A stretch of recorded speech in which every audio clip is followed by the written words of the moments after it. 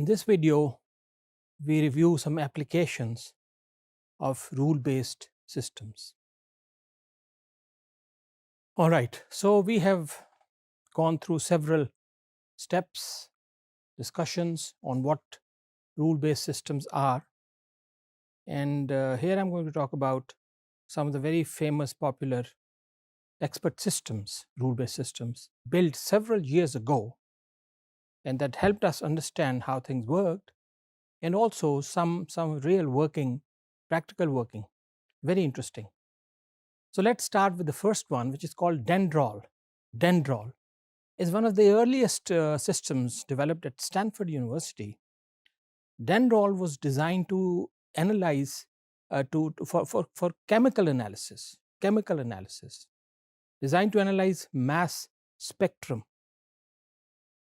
What is a mass spectrum? It's a trace of some analytical record when a molecule is bombarded with electrons. I don't want to go into too much technical detail. What they're trying to do is actually determine, the way if you hit a molecule with electrons and look at the spectrum, the way it breaks up into fragments.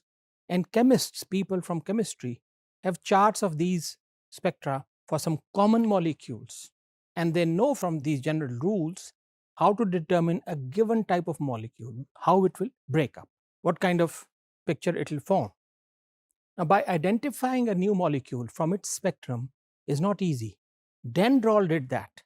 It contained rules, but it worked differently from most expert systems. What it did was, using this rule-based system, it could identify new molecules, and so those new molecules were really found to be very, very useful.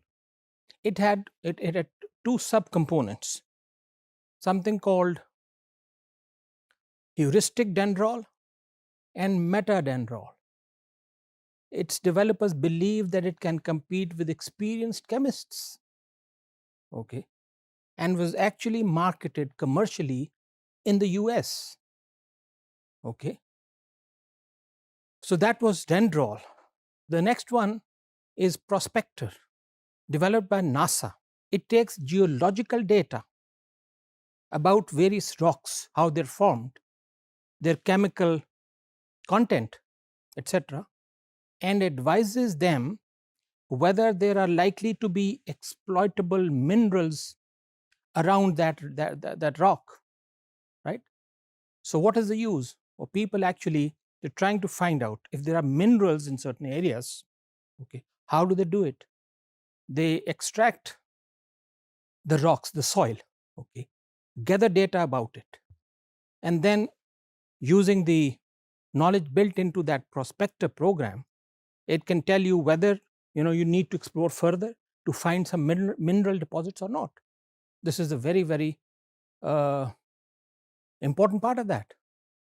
And most people say that this was developed 30-40 years ago, but Prospector discovered deposits of a chemical compound worth about $100 million about 30-40 years ago, of a chemical element called molybdenum. That's not important. The thing is that element that was discovered is used in steel to increase the strength of the steel. So it was actually able to discover where you could find this chemical, which was worth about $100 million 30-40 years ago. So you can well imagine the importance and the usefulness of these systems. Another very interesting is called XCON. XCON. It was like a computer configuration system, and it is often used and mentioned in the literature because it was one of the most successful rule-based systems produced at the time. And it performed a task that took hours and hours of humans to do it, but it could do it within a few minutes. it was actually trying to configure computer systems for a very large organization called Tech Corporation then. So what it's trying to do? It's trying to formulate in very simple terms. You got a PC, you want to configure a PC. How do you do that? How much RAM do you need? What kind of memory blocks do you need? The hard disks required, the interfaces required, the cards that go in there. Okay. Now, of course, it's a very small system, but you do need to take time and come out with what kind of, as I said, cards and the displays and so forth, the speeds. If this system is automated, and you're talking about, let's say, large scale systems, okay, you find it that it is very useful and saves you a lot of time. It took about 3 years to build, but the thing is that it replaced many people actually who were trying to configure systems, but it itself required a number of people to run the system as well. I'm reminded of a very famous quote here. It says that every solution breeds new problems. So here is something that can help you do something, reduce your work from say 24 hours to about 1 hour. Okay, each time you're given a new configuration, computer system or whatever, but it also requires a number of people to actually maintain the system. Prospector and XCon, the one that I mentioned, are two examples of commercial systems built and used.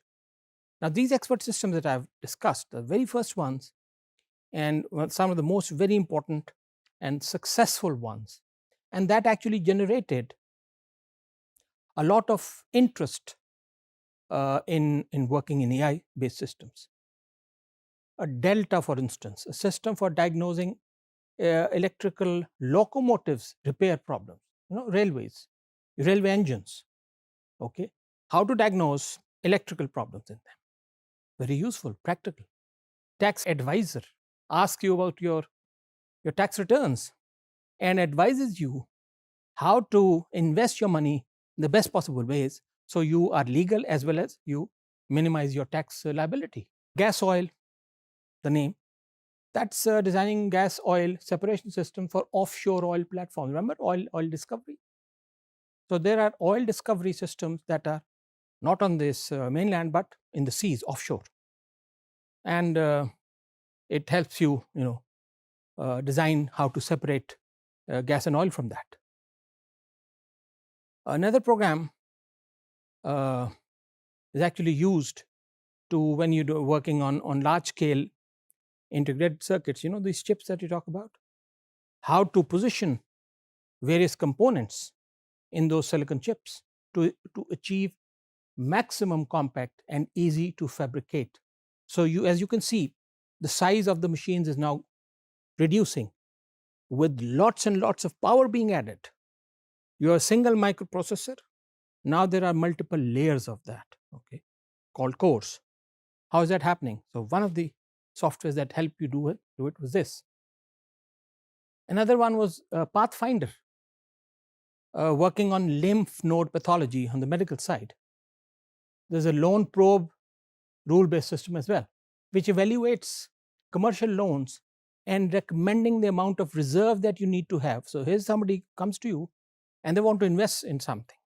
This system tells you that if you're trying to invest ₹1 million in that particular business, how much collateral you need to require before you let the money be passed on to that business unit.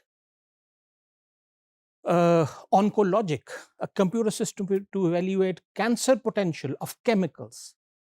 Certain chemicals actually have a tendency to generate cancer in human beings.